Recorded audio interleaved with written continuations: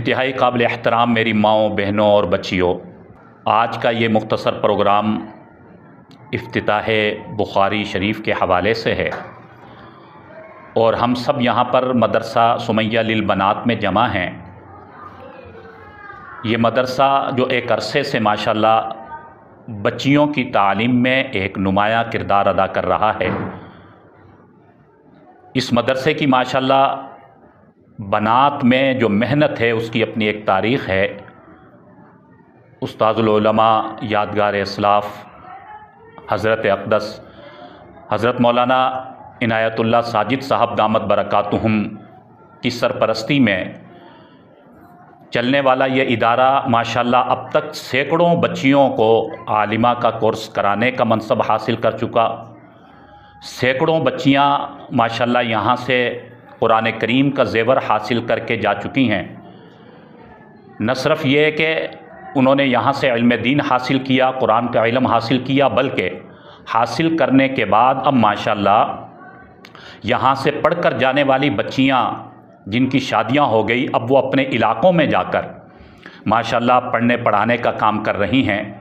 اور قال اللہ و قال رسول کا کام ہو رہا ہے۔ یقیناً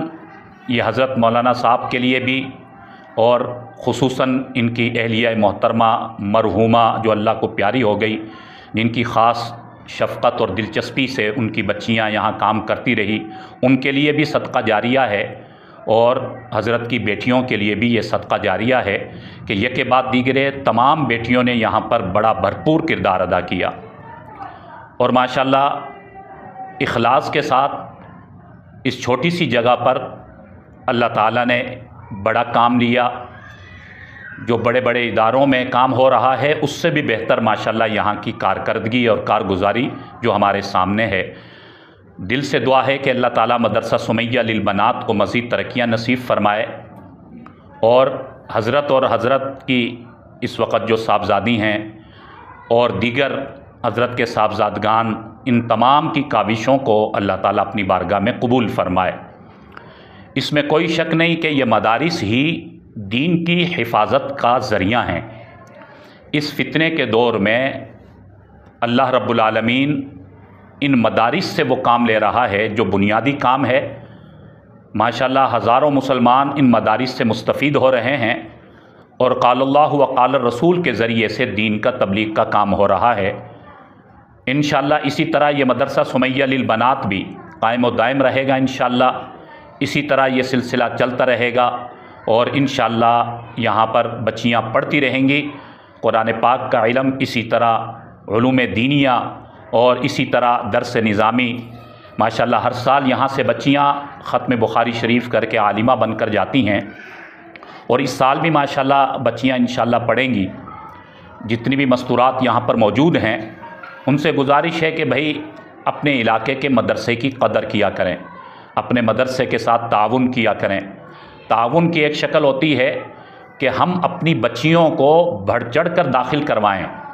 آپ کے لیے تو بہت آسانی ہے، ورنہ پہلے میر پور خاص شہر میں مدرسۃ البنات عالمہ کے کورس کے مدرسے 1 یا 2 ہوا کرتے تھے اور رکشوں میں آدھا آدھا گھنٹے کا سفر کر کے بچیاں علم دین حاصل کرنے کے لیے جایا کرتی تھی۔ اب تو ماشاءاللہ مدرسۃ البنات کی تعداد بھی بڑھ گئی اور آپ کے اپنے علاقے میں ماشاءاللہ یہ ایک معیاری دینی درسگاہ اور معیاری مدرسہ ہے، تو آپ کے لیے تو بڑی آسانی ہے کہ آپ کے علاقے میں مدرسہ واقع ہے اور آپ کی بچیوں کا آنا جانا بھی آپ کے لیے آسان ہوگا۔ تو اس موقع سے فائدہ بھی اٹھانا چاہیے اور بھرپور طریقے سے اپنی بچیوں کو بھیج کر علم دین حاصل کرانے کی کوشش کرنی چاہیے۔ آج چونکہ بخاری شریف کا آغاز ہونے جا رہا ہے، بچیاں جانتی ہیں، پڑھنے والی معلمات بھی جانتی ہیں اور جو مستورات موجود ہیں وہ بھی سنتی رہتی ہوں گی کہ یہ کتاب جس کا آج افتتاح ہونا ہے اسے بخاری شریف کہا جاتا ہے۔ یہ کتاب جو بڑی مستند کتاب ہے اور مقبول ترین کتاب ہے، اصح الکتب بعد کتاب اللہ جسے کہا گیا، اللہ کی کتاب یعنی اللہ کا کلام قرآن کریم کے بعد کائنات میں سب سے افضل اور اعلیٰ کتاب، مقبول ترین کتاب اور صحیح ترین کتاب اللہ تعالیٰ نے بخاری شریف کو یہ درجہ عطا فرمایا ہے۔ یہی کتاب بخاری شریف ہے کہ جس کو مکمل کر کے کوئی بھی ایک شخص عالم دین کہلاتا ہے، کوئی بھی بچی پڑھ کر عالمہ کہلاتی ہے، یہ بخاری شریف قرآن کریم کے بعد سب سے زیادہ ہمارے لیے بنیادی کتاب ہے۔ اس لیے اس کتاب کی بڑی اہمیت ہے، اور اس کو حضرت امام بخاری رحمۃ اللہ علیہ نے بڑے اہتمام سے تحریر فرمایا۔ کتابیں تو احادیث کی بہت لکھی گئی، اور تمام ہی کتابیں بڑی مستند اور بڑی اہمیت کی حامل، بڑی عظمت رکھنے والی کتابیں ہیں، لیکن بخاری شریف کا جو مرتبہ اور اعزاز ہے اس کا مقابلہ نہیں۔ حضرت امام بخاری علیہ الرحمہ نے اس کو لکھنے کے لیے اپنی زندگی لگا دی۔ وقت کے اتنے بڑے محدث اور وقت کے بہت بڑے عالم، انہوں نے ساری زندگی بخاری شریف کے لیے لگائی، اور ہر حدیث لکھنے کے لیے انہوں نے وضو کا اہتمام، نوافل کا اہتمام، روزوں کا اہتمام، یعنی تقوی کے ہر درجے کو اختیار کیا، تقوی کی ہر شکل کو اختیار کیا، اور اس کتاب کو تحریر کیا۔ ان کے اخلاص اور ان کی اس للہیت اور ان کے اس تقوی اور ان کی اس دین کے ساتھ ان کی جو اپنائیت تھی، اس کے صدقے اللہ تعالیٰ نے حضرت امام بخاری علیہ الرحمہ کی اس کتاب بخاری شریف کو ایسا قبول فرمایا کہ اللہ کے قرآن کے بعد دنیا میں جو سب سے زیادہ پڑھی جا رہی ہے وہ بخاری شریف ہے۔ تو جو بچیاں ماشاءاللہ آغاز کر رہی ہیں، ان کے لیے یہ بہت بڑے اعزاز اور شرف کی بات ہے کہ اللہ تعالیٰ نے انہیں قبول فرمایا، اور ماشاءاللہ وہ بخاری شریف کا آغاز کرنے جا رہی ہیں۔ لہٰذا ہم پہلے حدیث پڑھتے ہیں اور پھر ایک دو باتیں کریں گے، پھر انشاءاللہ دعا کریں گے۔ سب سے پہلا باب جو امام بخاری علیہ الرحمہ نے قائم فرمایا، خاص کر وہ بچیاں جو ماشاءاللہ داخل ہوئی ہیں اور اس درجے میں ہیں، وہ متوجہ ہوں۔ پہلا باب جو امام بخاری علیہ الرحمہ نے قائم فرمایا، وہ باب کیف کان بدء الوحی الی رسول اللہ صلی اللہ علیہ وسلم۔ امام بخاری علیہ الرحمہ کا یہ بھی ایک اعزاز اور اہمیت ہے اس کتاب کی کہ وہ ہر باب کو شروع قرآن کریم کی آیت سے کرتے ہیں۔ پہلے قرآن کریم کی آیت کی مناسبت سے ذکر فرمائیں گے، اور پھر اس باب سے متعلق احادیث لے کر آتے ہیں۔ تو سب سے پہلے جو باب قائم فرمایا کہ وحی کی ابتدا اور وحی رسول اللہ صلی اللہ علیہ وسلم پر کس طرح آئی اور کب سے ہوئی، اور اس سے متعلق حضرت امام بخاری علیہ الرحمہ بیان لے کر آتے ہیں اور قرآن کریم کی آیت بھی لے کر آتے ہیں۔ وحی جو کہ بنیاد ہے، دین اسلام کی بنیاد وحی ہے۔ جو قرآن کریم نازل ہوا وہ بھی وحی کے ذریعے۔ وحی کیا ہے کہ اللہ رب العالمین حضرت جبریل امین کے ذریعے براہ راست اپنے احکامات وہ حضور اکرم صلی اللہ علیہ وسلم تک پہنچایا کرتے۔ حضور علیہ الصلوۃ والسلام کے سینے پر وحی نازل ہوا کرتی قرآن کریم کی شکل میں، اور قرآن کریم ہی کے حکم کے مطابق ان ہوا الا وحی یوحا، رسول اکرم صلی اللہ علیہ وسلم کی زبان اقدس سے جو بھی احادیث وارد ہوئی، آپ نے جو بھی ارشادات فرمائے، وہ بھی در حقیقت وحی کے مطابق۔ آپ صلی اللہ علیہ وسلم کی زبان اقدس سے کوئی بھی بات بغیر اللہ کے حکم یا بغیر وحی الہی کی نہیں صادر ہوا کرتی تھی۔ تو آپ صلی اللہ علیہ وسلم کی ساری احادیث بھی وحی کے ذریعے ہی گویا کہ آئی ہیں، اور قرآن کریم بھی وحی کے ذریعے۔ تو معلوم ہوا کہ وحی یہ دین اسلام کی بنیاد ہے، اس لیے بنیاد سے آغاز کیا ہے۔ اور اس کے لیے سب سے پہلی جو آیت لے کر آئے، اللہ رب العالمین قرآن کریم میں ارشاد فرماتے ہیں انا اوحینا الیک کما اوحینا الی نوح والنبیین من بعد۔ اللہ تعالیٰ فرماتے ہیں کہ بے شک ہم نے آپ پر وحی کو نازل فرمایا، اور یہ وحی کا سلسلہ صرف آخری نبی سے شروع نہیں ہوا، بلکہ روز اول سے تمام انبیاء اکرام پر اللہ نے وحی کے سلسلے کو جاری اور ساری فرمایا کما اوحینا الی نوح والنبیین من بعد، جیسا کہ ہم نے نوح علیہ السلام کی طرف وحی بھیجی، اور پھر اس کے بعد انبیاء اکرام پر وحی کا سلسلہ چلتا رہا۔ آخر میں حضرت محمد رسول اللہ صلی اللہ علیہ وسلم پر وحی کا سلسلہ چلا، اور قرآن کریم نازل ہوا، احادیث کا صدور ہوا، احادیث ہمارے نبی صلی اللہ علیہ وسلم نے ارشاد فرمائی، اور اس کے بعد حضور صلی اللہ علیہ وسلم کو اللہ نے چونکہ خاتم النبیین بنایا، پھر وحی کا سلسلہ ختم کر دیا گیا۔ تو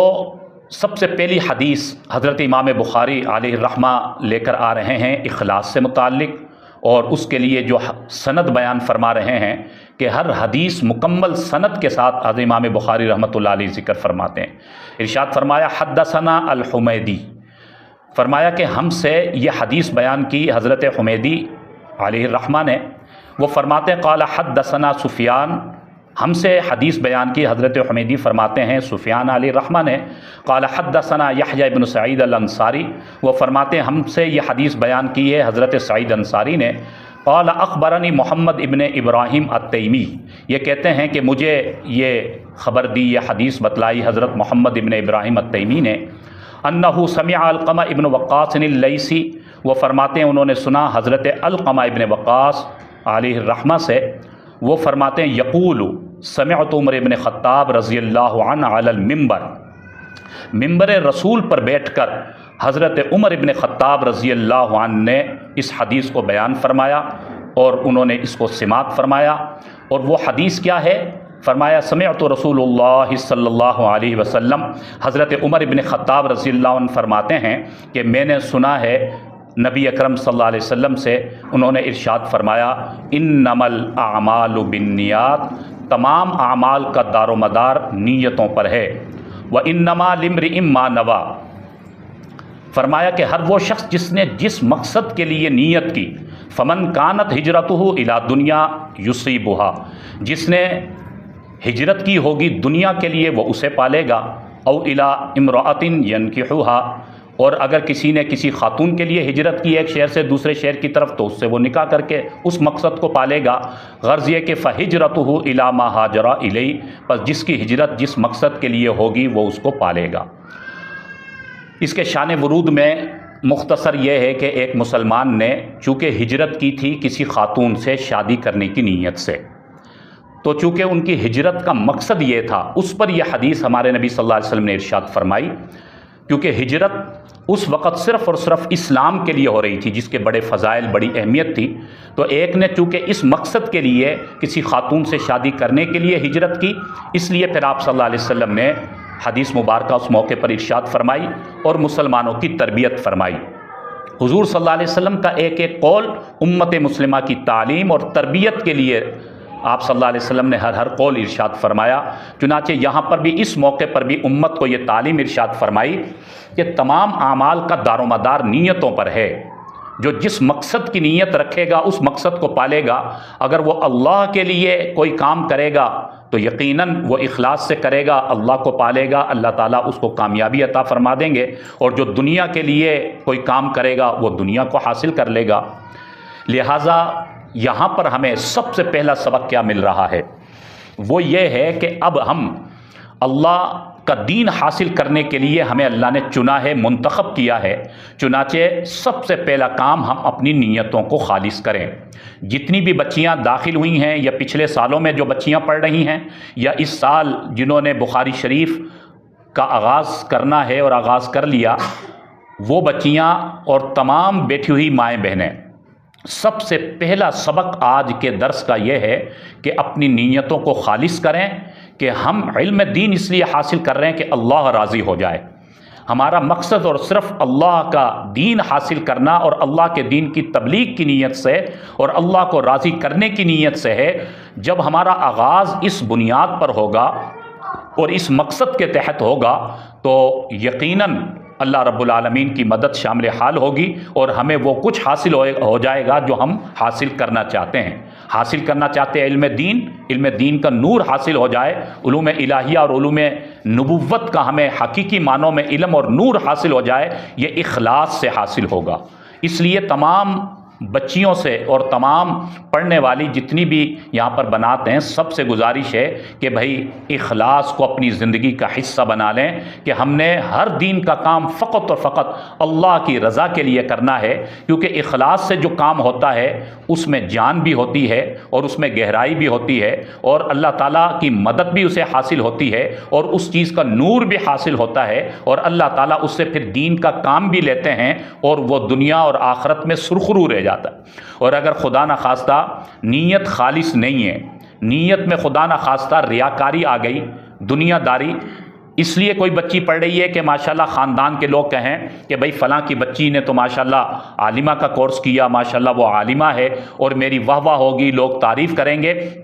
اس نیت اور جذبے کے ساتھ اگر مدرسے میں علم حاصل کیا تو پھر اس سے وہ گہرائی اور علم کا نور حاصل نہیں ہوگا جو ہونا چاہیے۔ اس لیے یہ بنیادی بات تمام بچیاں ذہن میں رکھیں کہ ہمیں صرف اور صرف اللہ کو راضی کرنا ہے۔ جب اخلاص کے ساتھ اللہ کی رضا کی نیت سے انشاءاللہ ہم علم حاصل کریں گے اور پڑھیں گے تو پھر ساری چیزیں اللہ تعالی ہمیں عطا فرمائے گا، یہ دنیا خود ہمارے قدموں میں آ جائے گی، اللہ رب العالمین کی مدد و نصرت شامل ہوگی اور انشاءاللہ یہ دنیا کے معاملات بھی سیدھے ہوتے چلے جائیں گے، آسانیاں ہوتی چلی جائیں گی اور علم کی گہرائی بھی حاصل ہو جائے گی۔ اور علماء اکرام نے لکھا کہ اخلاص سے جب علم حاصل کیا جاتا ہے تو اخلاص کا ایک فائدہ یہ ہوتا ہے کہ اللہ تعالیٰ حافظے میں قوت عطا فرما دیتے ہیں، حافظے میں اضافہ ہو جاتا ہے، اخلاص سے پڑھا گیا علم یاد بھی ہوتا ہے، اخلاص سے جب ہم محنت کریں گے تو اس سے ہمارے لیے آسانیاں ہوتی چلی جائیں گی۔ تو پہلا کام تو اس حدیث سے بھی یہ سمجھ میں آ رہا ہے اور بنیادی بات بھی ہے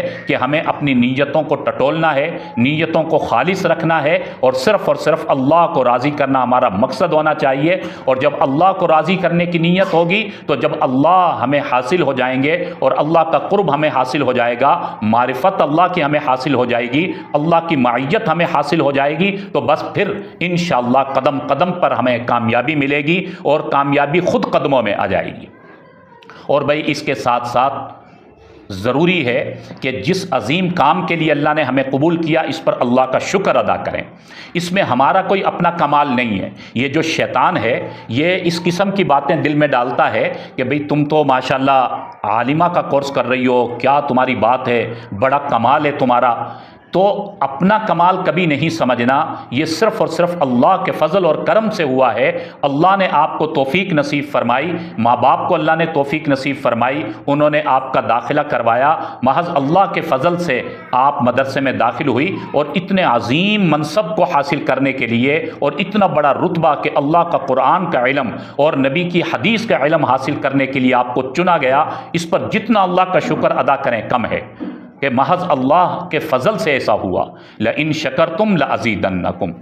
فرمایا اللہ نے قرآن کریم میں کہ اگر تم میرا شکر ادا کرو گے تو میں تمہیں مزید بڑھا کر عطا کروں گا۔ علماء اکرام نے اس آیت کے ذیل میں لکھا کہ چاہے کوئی دین کی نعمت ملے یا دنیا کی نعمت ملے، اللہ کا شکر ادا کریں تو اللہ تعالیٰ کا وعدہ ہے کہ اس میں مزید اضافہ فرمائیں گے۔ یعنی اگر کوئی دنیا کی نعمت بھی مل گئی، کسی کو اللہ نے اپنا گھر عطا فرما دیا تو اس پر اپنا کمال نہ سمجھیں کہ شاید میرے پاس مال تھا، دولت تھی، میری اہلیت تھی، اس لیے مجھے میرا اپنا گھر مل گیا، نہیں، بلکہ یہ اللہ کا شکر ادا کریں کہ یہ اللہ نے فضل کیا، مجھے اپنا گھر مل گیا۔ لہٰذا جب اللہ کا شکر ادا کریں گے لَأَزِيدَنَّكُمْ، اللہ کا وعدہ ہے کہ اللہ تعالیٰ اس میں اضافہ فرمائیں گے، یعنی دنیا کی نعمت کو مزید اور بڑھا کر عطا فرمائیں گے۔ اسی طرح دنیا کی کوئی بھی نعمت، اللہ نے اپنی گاڑی دے دی، اللہ تعالیٰ نے دنیا کی اور کوئی بھی اپنی نعمت دے دی تو اس پر بھی فقط اور فقط اللہ کا شکر ادا کریں تو اللہ کا وعدہ ہے اللہ اس میں اضافہ فرمائیں گے۔ اسی طرح اگر کوئی دین کی نعمت مل گئی، کوئی عبادت کی توفیق مل گئی، دین کی کوئی بھی نعمت ملی، اس پر بھی اللہ کا شکر ادا کریں۔ جس طرح اللہ نے آپ کو یہ نعمت عطا فرمائی کہ آپ کو اس فتنے کے دور میں آپ بچیوں کو اللہ نے علم قرآن اور علم دین حاصل کرنے کے لیے منتخب کیا، یہ بہت بڑی نعمت ہے، اس نعمت کا کوئی مقابلہ نہیں کر سکتا۔ خیرکم من تعلم القرآن وعلمہ، ہمارے نبی نے فرمایا ساری کائنات میں سب سے افضل اور اعلیٰ انسان یہ قرآن پڑھنے اور پڑھانے والے ہیں۔ نبی کی زبان سے جن کو کائنات کا افضل ترین انسان قرار دیا گیا، دنیا کا سب سے زیادہ اعلیٰ بتلایا گیا، وہ قرآن پڑھنے اور پڑھانے والوں کو۔ تو آپ کو اتنا بڑا اعزاز، اتنا بڑا رتبہ اور اتنی بڑی جو فضیلت مل رہی ہے، یہ دین کا بہت بڑا انعام اور اللہ کی طرف سے ملنے والی اتنی بڑی نعمت ہے کہ اس نعمت کا مقابلہ تو کوئی دنیا کا وزیر اور مشیر اور سلطنت کا مالک بھی نہیں کر سکتا، اتنی بڑی نعمت۔ تو اس پر بھی جب اللہ کا شکر ادا کریں گے تو اللہ کا وعدہ ہے لَأَزِيدَنَّكُمْ، اللہ تعالیٰ اس نعمت میں اضافہ فرما دیں گے۔ یعنی کیا ہوگا کہ علم کو مزید بڑھا کر عطا فرمائیں گے، علم کی گہرائی نصیب ہو جائے گی۔ تو اس لیے میری بچیوں اور سننے والی میری ماں اور بہنوں اور بیٹیوں، ہر نعمت کے ملنے پر اللہ کا شکر ادا کرتے رہیں کہ یا اللہ یہ آپ ہی کا کرم اور فضل ہے۔ اور اسی طرح اسی طرح ہمیں قرآن کریم جو بتلاتا ہے کہ جب بھی کوئی دین کا کام شروع کیا جاتا ہے، کوئی بھی اچھا کام جب کرتے ہیں تو فتنوں کا دور ہے، حالات اور آزمائشیں آیا کرتی ہیں۔ آپ ماشاءاللہ مدرسے میں داخل ہوئی، مدرسہ پڑھ رہی ہیں، یقیناً نشیب و فراز بھی آئیں گے، کبھی پیچ و خم بھی ہوں گے، کبھی حالات اونچ نیچ بھی ہوں گے، گرمی اور سردی کا ساتھ ہوگا، مختلف مسائل، لیکن یہاں پر فرمایا کہ استقامت کی ضرورت ہے اور چھوٹے موٹے حالات پر صبر اختیار کریں، گھبرائیں نہ، کیونکہ شیطان تو چھوٹی چھوٹی باتوں پر ہمیں پریشان کرے گا، دماغ میں ایسی باتیں ڈالے گا، کس طرح ہوگا۔ آپ مستقل مزاجی کے ساتھ، جو بچیاں داخل ہوئی ہیں وہ مستقل مزاجی اور ہمت کے ساتھ پڑھیں، مجاہدے کے ساتھ۔ قرآن کریم میں اللہ نے فرمایا والذین جاہدوا فینا لنہدینہم سبلنا، فرمایا کہ جو ہمارے راستے میں مجاہدہ کرے گا، وہ مرد ہو یا عورت ہو، بڑا ہو یا چھوٹا ہو، جو مجاہدہ کرے گا، محنت کرے گا اور مشقت اٹھائے گا، جد و جہد کرے گا، اللہ تعالیٰ فرماتے ہیں لنہدینہم سبلنا، ہم خود اسے سیدھا راستہ دے دیں گے۔ علماء کرام نے لکھا اللہ تعالیٰ کی خود اس کو مدد حاصل ہو جائے گی اور وہ صراط مستقیم پر چلے گا اور اپنے راستے پر یعنی ہدایت کے راستے پر اللہ تعالیٰ اس کو خود چلائے گا اور کامیابی اس کے خود قدم چومے گی۔ اس لیے میری بچیوں یاد رکھیے کہ اس فتنے کے دور میں ہو سکتا ہے 1-2 مہینے کے بعد آپ کے قدم لڑکھڑائیں، مختلف قسموں کے حالات کو آپ دیکھیں، ذرا مشکلات کا بھی ہو، لیکن آپ نے مستقل مزاجی کو، استقامت کو نہیں چھوڑنا، استقلال کے ساتھ اور پابندی کے ساتھ اپنا علم حاصل کرنے کی کوشش کرنی ہے۔ یہ وقتی طور پر چیزیں ہوں گی، لیکن انشاءاللہ اللہ کی مدد آپ کے ساتھ ہوگی۔ کبھی کبھی اللہ کی طرف سے آزمائش بھی ہوتی ہے، کیونکہ یہ جو علم حاصل ہو رہا ہے آپ کو، یہ بہت بڑا رتبہ اور اعزاز ہے۔ تو اس طرح کی چیزوں آنے کے بعد، اس طرح بڑا رتبہ ملنے کے لیے کچھ نہ کچھ اونچ نیچ حالات آیا کرتے ہیں، تو اس لیے ہمیں استقامت کے ساتھ اور مستقل مزاجی کے ساتھ اور مجاہدے کے ساتھ آگے بڑھنا ہے۔ تو انشاءاللہ جب ہم ان چیزوں کو اپنے سامنے رکھیں گے، ہمارے مزاج میں اخلاص آ جائے گا کہ صرف اللہ کے لیے، اور اسی طرح شکر الہی کے ساتھ اور صبر کے ساتھ، تو یہ 3 چیزیں اپنی زندگی کا حصہ بنائیں۔ یہ نہ صرف آپ کی تعلیمی زندگی کے لیے بلکہ تعلیم کے علاوہ بھی جو ہماری عملی زندگی ہے، اس عملی زندگی میں بھی ان 3 چیزوں کو اپنی زندگی کا حصہ بنا لیں۔ جو مائیں آئی ہوئی ہیں، مستورات آئی ہوئی ہیں، وہ بھی اپنی زندگی میں ان 3 چیزوں کو سامنے رکھیں، اخلاص، شکر اور صبر۔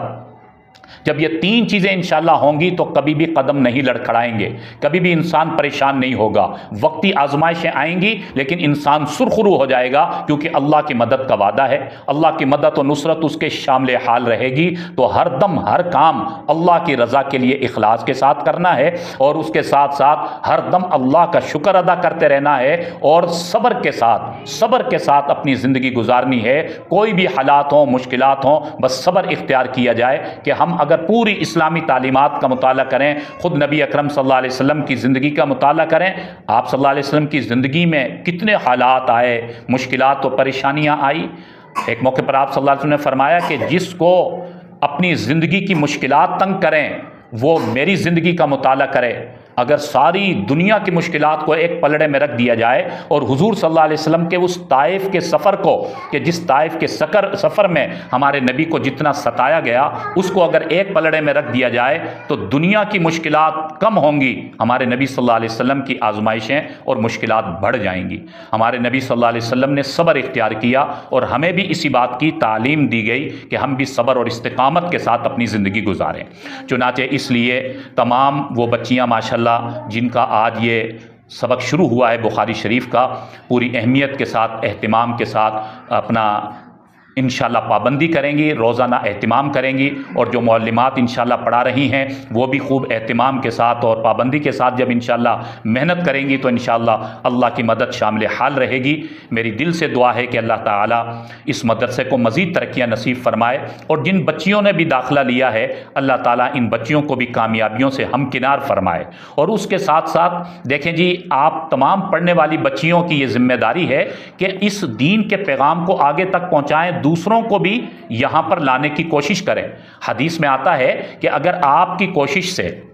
کسی خاتون کی محنت سے یا کسی پڑھنے والی بچی کی محنت سے کوئی دوسری بچی مدرسے میں داخلہ لے لیتی ہے اور وہ بچی علم دین حاصل کرتی ہے، عالمہ بن جاتی ہے، حدیث کی روح سے اب وہ بعد میں آنے والی بچی جتنا بھی دین پر عمل کرے گی، علم حاصل کرے گی، عمل کر رہی ہوگی، جتنا ثواب اس کو ملے گا برابر کا ثواب اللہ تعالیٰ اس کو بھی عطا فرمائیں گے جو ذریعہ بن گئی۔ اس لیے جتنی بھی بچیاں ہیں یہ دوسری بچیوں پر محنت کریں۔ یقیناً سب بچیوں کے اپنے اپنے خاندان ہیں، رشتہ داریاں ہیں، محلوں کے اندر کتنی بچیاں ہیں جو بیچاری دور ہیں دین سے، ان پر محنت کرنا آپ بچیوں کا کام ہے۔ جو یہاں کی پڑھنے والی بچیاں، آپ کی ذمہ داری، معلمات کی ذمہ داری ہے، جو مائیں بہنیں آئی ہوئی ہیں آپ کی ذمہ داری ہے کہ اپنے محلے اور اپنے علاقے کی ان بچیوں پر محنت کریں اور ان کو مدرسے میں لائیں، کیونکہ مدرسے میں جب وہ آئیں گی تو ماحول بنے گا تو حاصل کریں گی انشاءاللہ، وہ دین کا علم ان کو ملے گا۔ لہٰذا یہ ذمہ داری ہے کہ ہر بچی محنت کرے، دوسری بچیوں کو بھی یہاں لانے کی کوشش کرے، یہ سب کے لیے صدقہ جاریہ ہوگا انشاءاللہ۔ جب محنت ہوتی رہے گی تو انشاءاللہ محنت کے بعد یقیناً اللہ کسی کی محنت کو ضائع نہیں کرتے، محنت کا پھل ملا کرتا ہے۔ ماشاءاللہ یہاں پر آپ نے دیکھا کہ ایک عرصے سے محنت ہو رہی ہے، باوجود اس کے کہ اپنی بلڈنگ نہیں ہے، کرائے کی جگہ پر، لیکن اخلاص سے محنت ہو رہی ہے۔ اس کے نتائج ہمارے سامنے، ہر سال ماشاءاللہ کتنی بچیاں پڑھ کر جا رہی ہیں، یہ محنت کا نتیجہ ہے۔ ہم محنت کے مکلف ہیں، نتیجہ اللہ کے ہاتھ میں۔ تو ہر معلمہ محنت کرے،